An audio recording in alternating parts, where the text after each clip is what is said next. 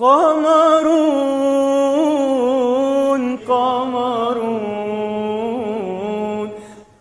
Para bapak, saudara-saudara, hadirin kaum muslimin yang mulia, satu perkara perlu diulang-ulang. Semoga Allah Subhanahu wa Ta'ala berikan kepahaman kepada kita dan kepahaman kepada umat seluruhnya, bahwa Allah Subhanahu wa Ta'ala memuliakan kita, memberikan kehormatan kepada kita, meninggikan kita, yaitu dengan menjadikannya kita sebagai umat Nabi Muhammad SAW.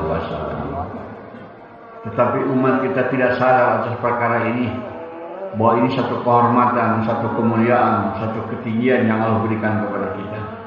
Para nabi, mereka sadar dan mengetahui ketinggian kemuliaan ini umat, sehingga kata para ulama, seluruh nabi berdoa mohon kepada Allah ingin dijadikan umat Nabi Muhammad SAW, karena mereka tahu di mana ketinggian kehormatan kita ini, sehingga para nabi iri. Kita bukan nabi, bukan rasul, kita umat, tetapi Allah memuliakan kita, diberikan kepada kita tugas kenabian. Ini hadir. Kita bukan nabi, bukan rasul, tapi Allah berikan kepada kita tugas kenabian. Hadirin, setiap kita ini, apakah ulama, orang awam, orang kota, orang kampung, setiap kita ini dimuliakan oleh Allah, diberikan tugas kenabian. Kita bukan nabi, bukan rasul, tapi harus seperti nabi. Apa tugas kenabian yang paling utama, hadirin? Tugas kenabian yang paling utama adalah mengenalkan Allah kepada umat manusia. Siapa itu Allah Subhanahu wa Ta'ala? Karena Allah itu gaib di dunia ini, nggak bisa dilihat dengan mata, nggak bisa disentuh dengan tangan. Maka para nabi bekerja mengenalkan Allah itu dengan dakwah, mendakwahkan siapa itu Allah Subhanahu wa Ta'ala. Seluruh nabi-nabi seruannya sama, ya ayuhan nas, qulu la ilaha illallah tuflihu. Wahai manusia, kenalilah Allah agar kamu berjaya. Wahai manusia, imanlah kepada Allah agar kamu berjaya. Wahai manusia, taatlah kepada Allah agar kamu berjaya. Jadi kejayaan manusia yang sesungguhnya, hadirin, bukan maju dalam pembangunan, dalam teknologi, dalam pertanian, bukan. Tapi apabila manusia itu mengenal Allah, itu sukses. Meskipun kita maju dalam industri, dalam pembangunan, dalam teknologi, dalam perdagangan, pertanian, tapi tidak mengenal Allah, gagal hadirin. Perkara penting bagi manusia ini adalah hidup di dunia ini untuk mengenal Allah.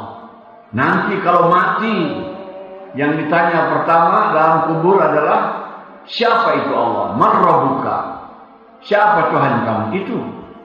Tetapi kita telah tersalah paham, ikut-ikutan kepada orang yang tidak beriman, sibuk dagang, kerja, tani, pemerintahan, perindustrian, pertambangan, tidak menunaikan tugas kita untuk mengenalkan Allah kepada umat manusia.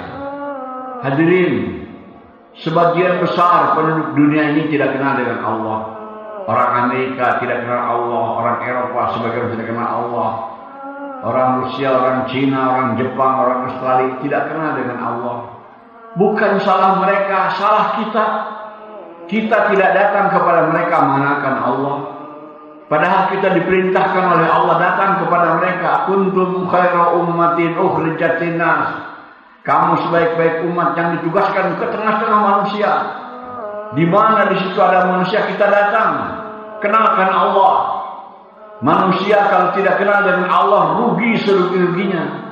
Kalau manusia itu hidupnya miskin, sakit, nggak sehat-sehat, melarat terus, nggak kaya-kaya, nggak bahaya hadirin. Tidak bahaya. Tapi kalau dia mati tidak mengenal Allah, itu yang paling bahaya.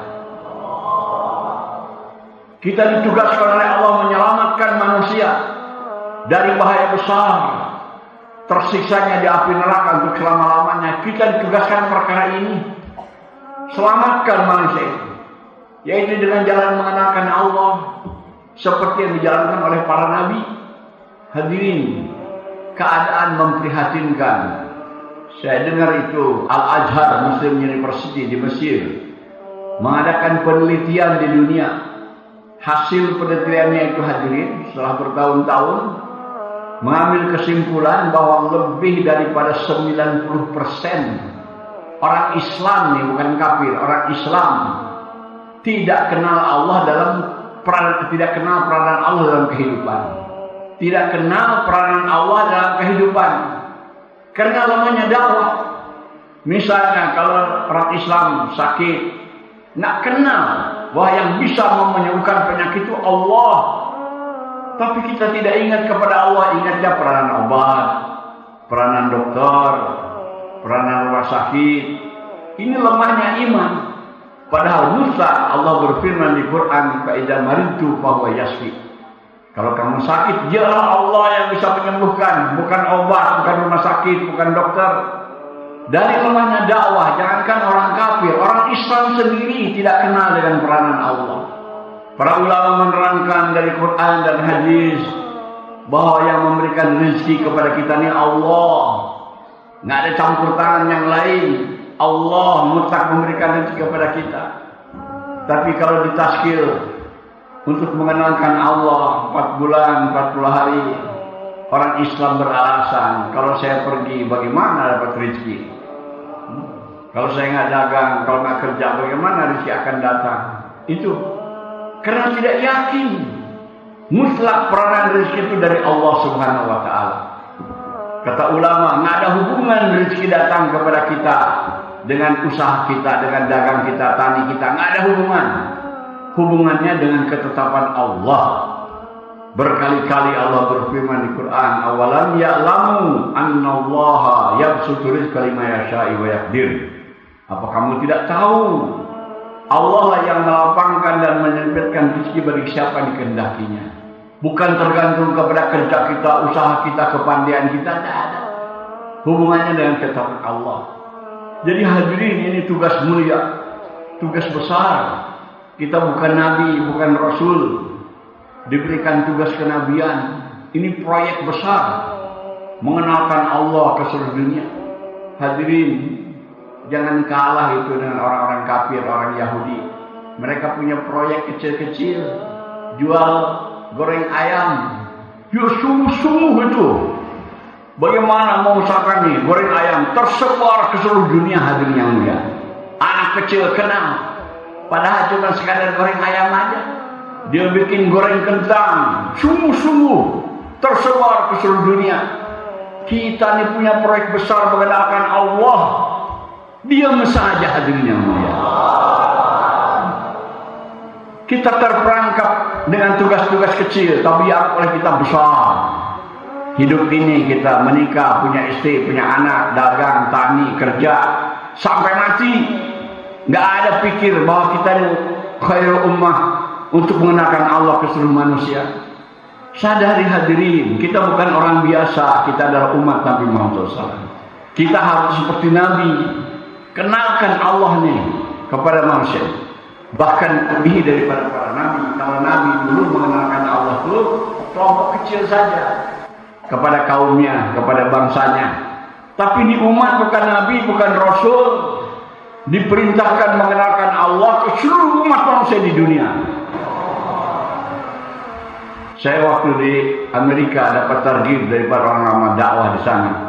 Dia bilang, "Masya Allah, tuan-tuan harus bersyukur dari Indonesia datang ke Amerika untuk dakwah. Nabi-nabi saja, nabi terdahulu 124.000 nabi, nggak ada yang dakwah ke Eropa, ke Amerika, ke Kanada, nggak ada. Paling di kaumnya saja. Tapi ini umat diperintahkan mendakwahkan Allah ke seluruh dunia hadirin. Sehingga para nabi ini hadirin, saya sering sampaikan, tidak ada Allah mengutus nabi perempuan. 124.000 nabi semuanya laki-laki, nggak ada perempuan dakwah. Tetapi ini umat diberikan keistimewaannya hadirin. Perempuannya pun diperintahkan dakwah juga hadirin. Kata ulama, nggak ada nabi yang jelek. Nabi itu ganteng-ganteng, paling ganteng di kaumnya. Nggak ada nabi yang jelek. Seolah-olah yang jelek-jelek itu nggak boleh kerja dakwah, diharamkan. Tapi ini umat hadirin, yang ganteng, yang jelek diperintahkan dakwah juga. Nggak ada nabi yang bodoh. Semua nabi bijak, pandai, berilmu. Tapi umat ini hadirin, walaupun bodoh diperintahkan dakwah juga. Allah berfirman kepada Nabi Daud, wahai Daud, nanti akan datang umat ahli zaman. Dia mendakwahkan la ilaha illallah ke seluruh dunia, wala ilm wala hilm. Tidak ada ilmu dan tidak ada kebijakan. Nabi Daud tercengang, bagaimana mungkin ya Allah? Allah mendakwakan orang itu mengenalkan Allah ke seluruh dunia, tidak ada ilmu, tidak ada kebijakan. Jawab Allah, aku yang mengajarkan mereka ilmu dan mengajarkan kebijakan. Jadi kita-kita ini hadirin, yang ganteng, yang jelek, laki, perempuan, berilmu atau bodoh, keluar saja dakwah, Allah yang selesaikan nanti.